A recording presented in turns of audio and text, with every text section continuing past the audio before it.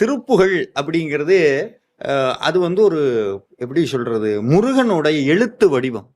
முருகனுக்கு சிலையா ஒரு வச்சிருக்கிறோம், ஓவியம் ஒண்ணு வச்சிருக்கோம். எழுத்தா இருந்தார் எப்படி இருப்பார்? திருப்புகழா இருப்பார். அது திருப்புகழ்ங்கிறது முருகப்பெருமானுடைய எழுத்து வடிவம். அதுல சில அதிசயங்கள் நடக்கும். அருணகிரிநாதர் எதை பார்த்தாரோ அதைத்தான் எழுதுவார், பார்க்காததை எழுத மாட்டார். ஒரு சில உதாரணம் சொல்லணும்னா, நான் இப்ப சமீபத்துல ஒரு விஷயம் ஒரு இன்டர்வியூல சொன்னேன். கந்தர் அலங்காரத்துல ஒரு வார்த்தை ஒண்ணு பயன்படுத்தினார்.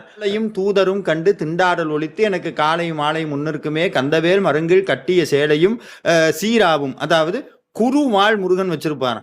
ஆனா நான் பார்த்து எந்த கோவிலையும் குருவாளோட முருகன் இருக்கிறதே இல்லை.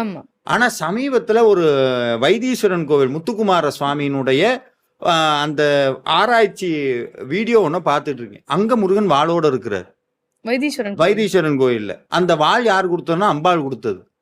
இந்த விஷயத்தை பார்த்தோன்னா ஆகா இது எங்கேயோ நம்ம இருக்குன்னு பார்த்தா இங்க